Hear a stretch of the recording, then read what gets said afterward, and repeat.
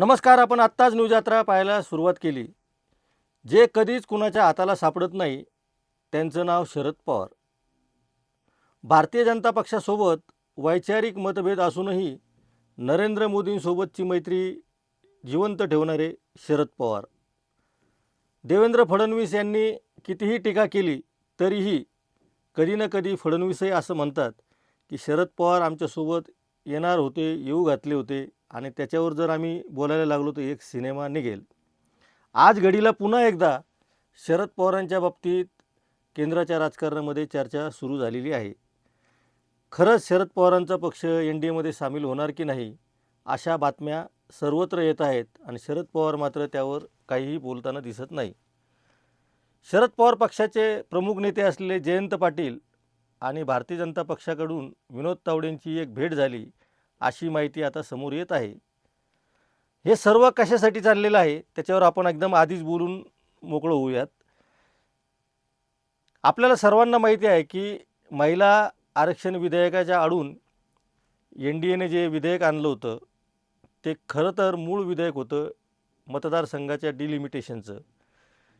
ते विधेयक नामंजूर झाल्यानंतर आता पुन्हा एकदा हे विधेयक मंजूर करण्यासाठी केंद्र सरकार प्रयत्न करत आहे आणि साधारणपणे जुलै महिन्यामध्येच त्याचा घाव घातला जाईल असं बोललं जात आहे. आणि त्याच पार्श्वभूमीवर आता शरद पवारांच्या NDA प्रवेशाची बातमी येत आहे.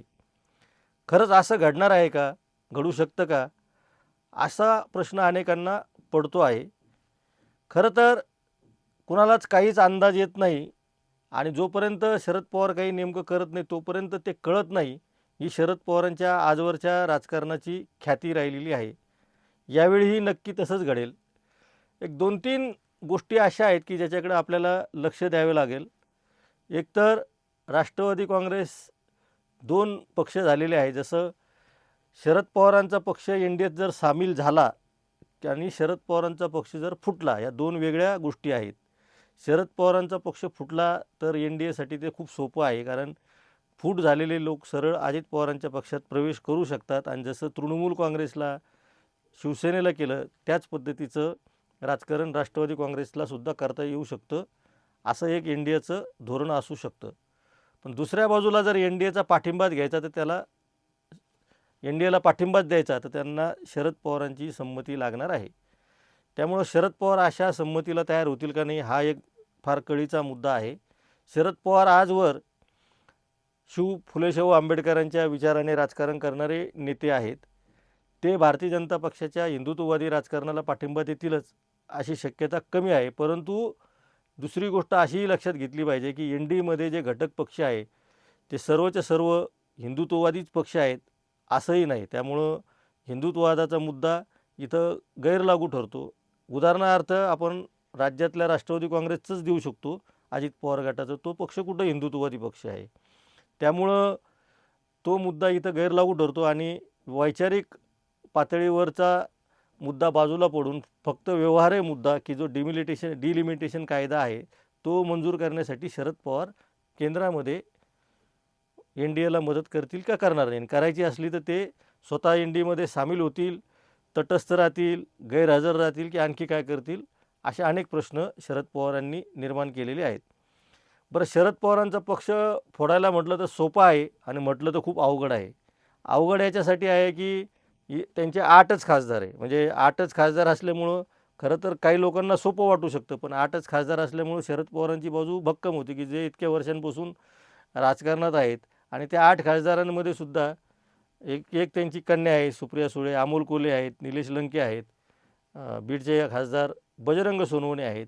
यांचा दूरदूरपर्यंत तरी भारतीय जनता पक्षाच्या सोबत जाण्याचा आजच्या घडीला तरी संबंध येत नाही. त्यामुळं राहिलेल्या 4 खासदारांचं काय करायचं असा प्रश्न भाजपला पडू शकतो. शरद पवार हे सगळं ओळखून असतात. शरद पवारांचं सगळीकडे लक्ष असतं आणि नेमकं काय करायचं हे त्यांना माहिती असतं. त्यांनी राजकारणातून रिटायर व्हावं, त्यांनी आता घरी बसावं असं अनेकांनी त्यांना सल्ले दिलेले असले तरीसुद्धा शरद पवारांनी वयाच्या 85व्या वर्षी का असेना पण भारतीय जनता पक्षाला त्यांच्या दारात आणून उभं केलेलं आहे. ही वस्तुस्थिती नाकारता येत नाही. डिलिमिटेशन कायदा जर मंजूर करायचा असेल, विधेयक जर मंजूर करायचं असेल तर स्टॅलिन यांनी गैरहजर राहिलं पाहिजे, तसंच शरद पवारांच्या 8 खासदारांची भूमिकासुद्धा आता महत्त्वाची ठरणार आहे. आणि जर शरद पवार आणि नरेंद्र मोदी हे मैत्रीपूर्ण संबंध टिकून असतील, तर शरद पवारांवर टीका करणाऱ्या अंधभक्तांची यावेळी मात्र प्रचंड अडचण होणार आहे. कारण शरद पवारांच्या मदतीशिवाय डिलिमिटेशन विधेयक मंजूर होऊ शकत नाही आणि शरद पवार तिकडे जाऊ शकत नाही, अशी आजची परिस्थिती आहे. अर्थात डिलिमिटेशन विधेयक जेव्हा येईल आणि हा सगळा खेळ जेव्हा सुरू होईल, त्यावेळेस शरद पवार त्यांचे पत्ते काढायला सुरुवात करतील. जाता जाता सर्वात महत्त्वाचा मुद्दा आहे की देशातली इंडिया आघाडी स्थापन झाल्यापासून ती सारखी गौतम अदानी, मुकेश अंबानी आणि अदानी अंबानींवर टीका करताना दिसत आहे. शरद पवार मात्र त्यांच्या या टीकेमध्ये कधीही सामील झालेले नाही आणि शरद पवारांनी अदानींना आणि अंबानींना कधीही विरोध केलेला नाही. मोदी ज्या पद्धतीने अदानी अंबानींचं समर्थन करतात, त्याहीपेक्षा जास्त कदाचित शरद पवार करत असतील. त्यामुळे शरद पवारांचे खासदार फोडताना हा अंबानी आणि अदानीचा फॅक्टर भारतीय जनता पक्षाला लक्षात घ्यावा लागणार आहे. कारण त्यांची फायनान्शियल जी ताकद आहे, ती सगळी तिथं अडकलेली आहे. हे सगळ्या लोकांना, आता खेड्यापाड्यातल्या लोकांनासुद्धा कळून चुकलेलं आहे. आणि शरद पवारांचा पक्ष फोडण्यासाठी अदानी आणि अंबानी कोणत्याही प्रकारची मदत तर करणारच नाही, उलट त्याला ते ग्रीन सिग्नलसुद्धा देणार नाही, अशी परिस्थिती आहे. त्यामुळे या फॅक्टरवरती पुन्हा शरद पवारांचं महत्त्व वाढतं आणि त्यांचा पक्ष फोडण्याऐवजी त्यांच्याशी डील करणं हे भारतीय जनता पक्षाला क्रमप्राप्त होतं. त्यामुळं मोदी आणि त्यांची मंडळी शरद पवारांशी कसं डील करतात आणि शरद पवार या डीलमध्ये सहभागी होतात का इंडिया आघाडीला पूर्णपणे साथ देऊन आपली वैचारिक भूमिका पुन्हा एकदा सिद्ध करून इंडिया आघाडीच्या बाजूने उभे राहतात, हे येणारा काळच ठरवणार आहे. या सगळ्या घटना घडामोडींवर आपण न्यूज यात्रावर लक्ष ठेवणार आहोत. त्यामुळे आपण पाहत राहा न्यूज यात्रा, हे आहे आपलं चॅनल.